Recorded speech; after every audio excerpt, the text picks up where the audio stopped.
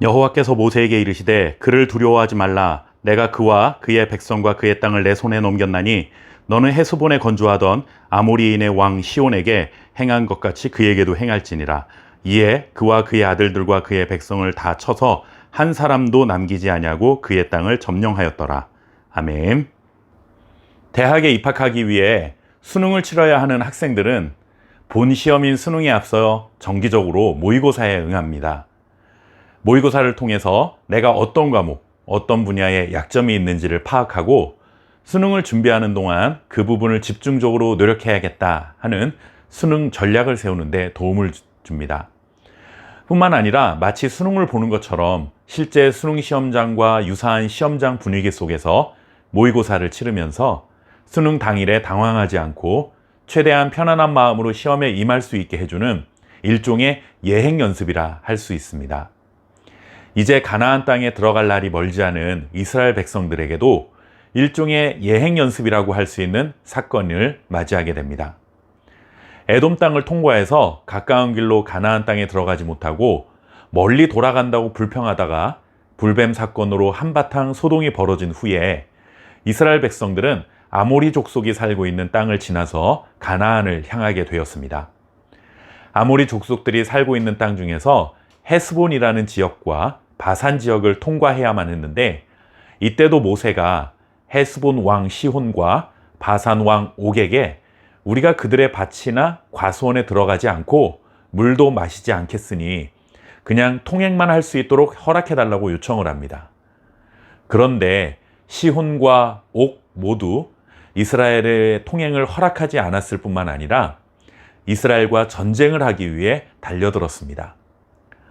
그런데 하나님께서는 이스라엘이 이 전쟁에서 완벽한 승리를 거둘 수 있도록 인도해 주셨습니다.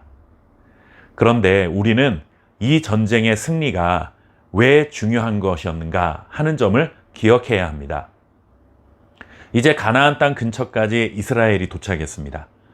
300명 혹은 400만 명이나 되는 민족이 가나안 땅을 향해 전진해 온다는 소식을 아마도 가나안에 거주하고 있던 사람들도 전해 들었을 것입니다.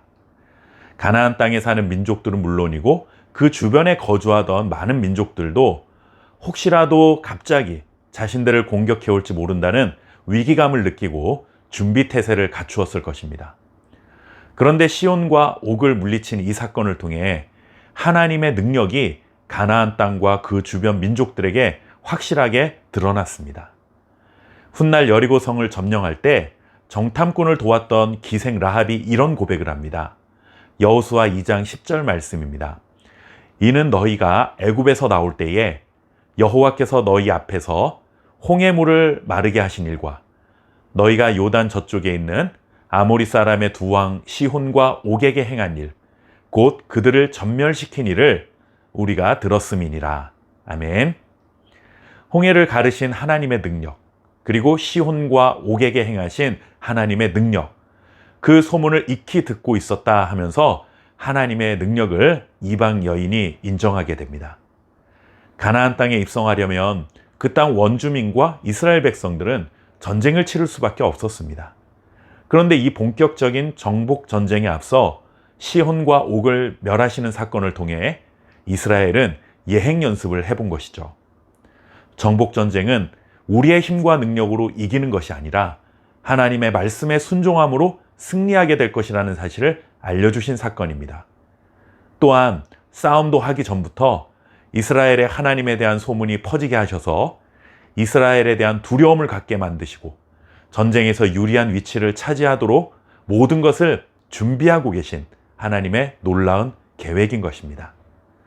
우리가 싸워야 할 믿음의 선한 싸움은 힘과 능력으로 싸우는 싸움이 아니라 하나님이 이미 승리를 예비해 두심을 믿고 하나님의 말씀에 순종함으로 싸우는 싸움이라는 사실을 기억하고 살아가는 저와 여러분 될 수 있기를 바랍니다. 감사합니다.